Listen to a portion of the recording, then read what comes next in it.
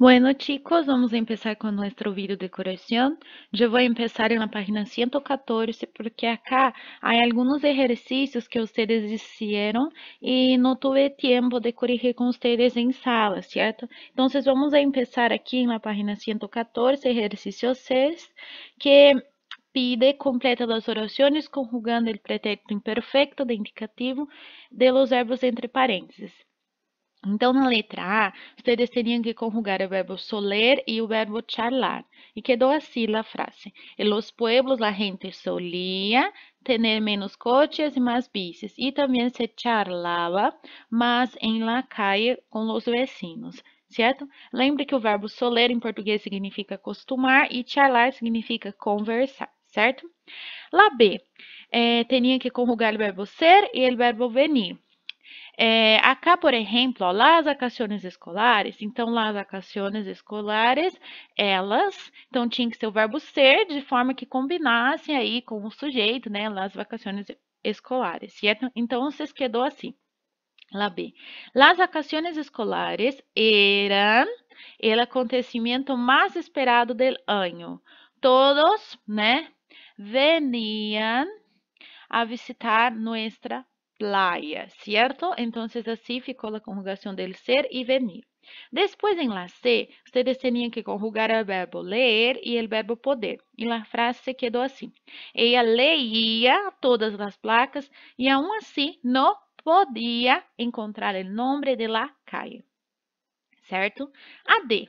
A D, ustedes teriam que conjugar o verbo ir e o verbo garantizar. Então, quedou assim. Quando él iba de compras al rastro, nadie garantizaba que vendria antes de la cena. Então, nadie, aqui essa palavrinha, só lembrando que significa ninguém, e aí é a terceira pessoa. Então, por isso ficou garantizaba. Certo? Exercício 7. O exercício 7, vocês têm aqui um texto extraído de uma novela, né, de um romance que se chama Mira si yo te quejé, do Luis Leante. Entonces, aquí yo voy a leer con ustedes, comentar un poquito para después irnos para la corrección de las preguntas. Entonces, acá habla de un chico y una chica, el chico Santiago, la chica Montese, e aqui diz que eles percorreram a Barcelona numa manhã pegajosa e de julho, né, bem quente, e com o passo das horas, o sol ia queimando a cor das ruas e os dos edifícios, né? Então, aquele sol forte. Santiago não tinha pressa e dirigia igual como se estivesse sentado no, na barra, né? Que em espanhol é no balcão do bar. Então, ele tá super tranquilo dirigindo.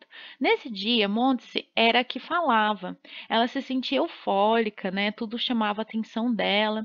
A sirene de uma ambulância, ou um mendigo cruzando o passo de zebra. Passo de zebra é cruzando, então, aí a faixa de pedestres. Olha que diferente. Passo de zebra é a faixa de pedestres, que ao pé da lei seria o passo da zebra, né, por causa das listras.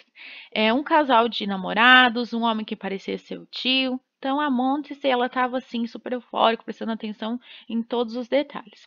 Santiago a escutava e sorria sem interrompê-la. Cruzaram a cidade de sul a norte, de norte a sul.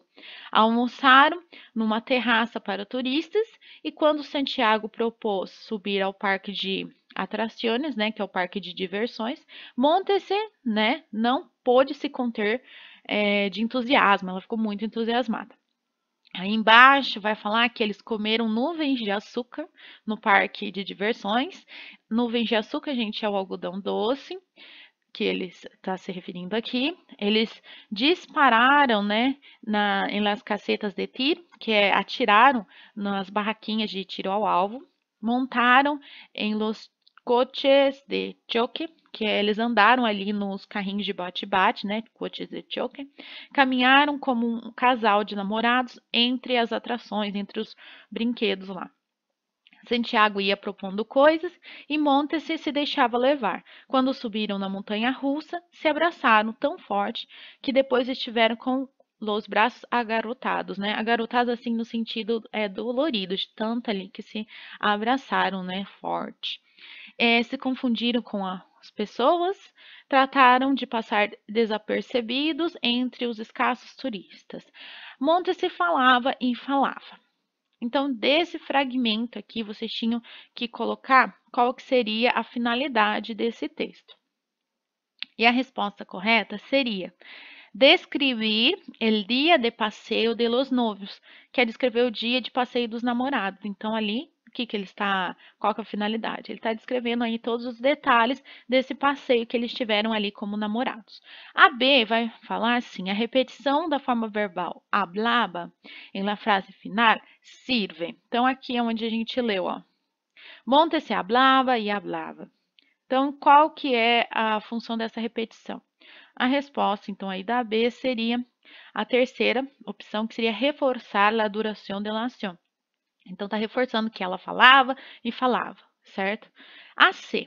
Em el primeiro parágrafo do texto, os verbos iba, tenía, conducia, era, sentia, lhe amava, escuchava e sonreía sirvem para. Então, todos esses verbos lá do primeiro parágrafo do texto servem para quê? Então, aí, a opção correta seria a primeira, indicar ações que duravam em el passado.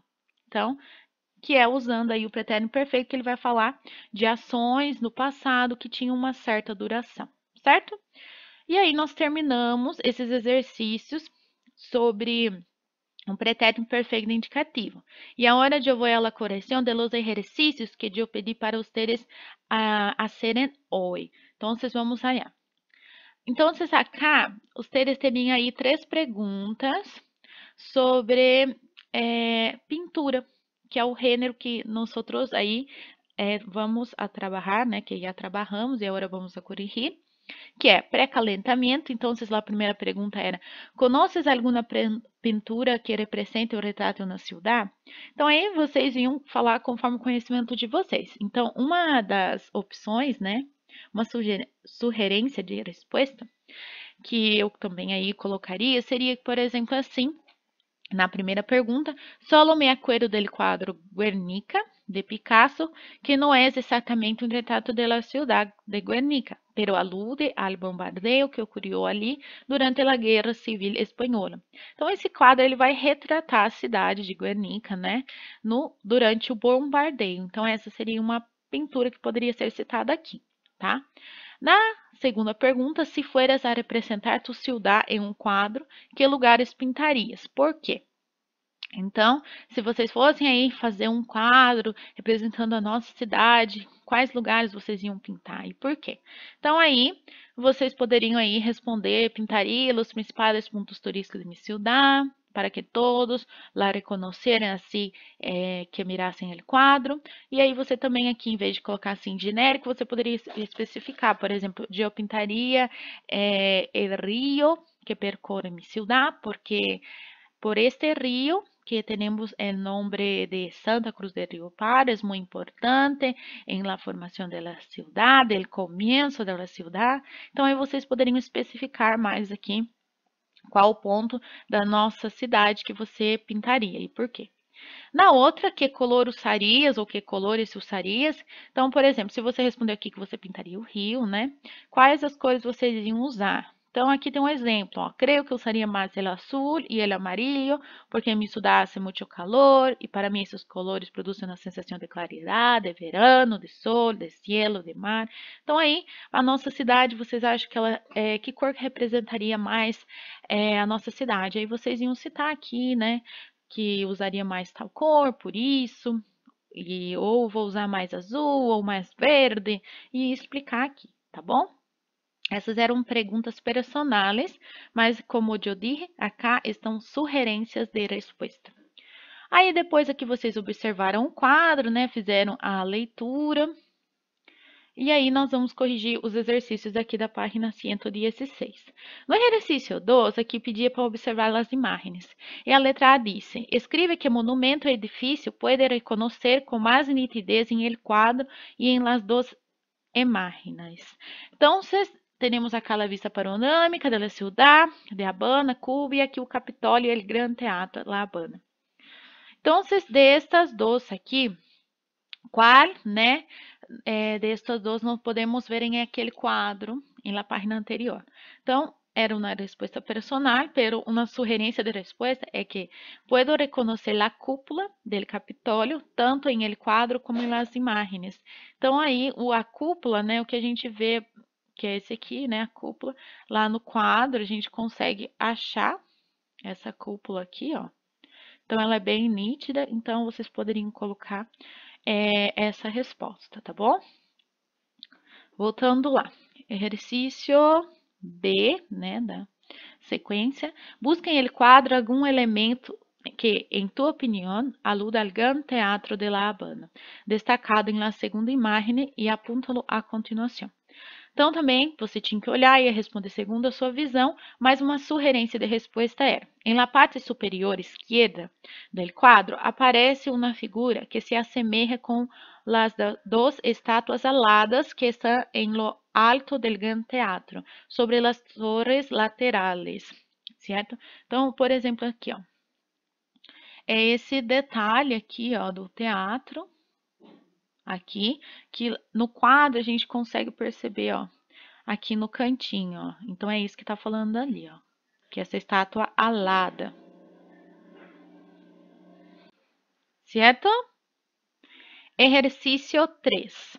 Mira outra vez a infografia, La Habana de um vistazo, e luego identifica em el quadro ou em las imagens da atividade anterior, né, que é aquela que tem os dois ali, né, essas duas imagens. Alguns ou algum de los pontos señalados em el mapa.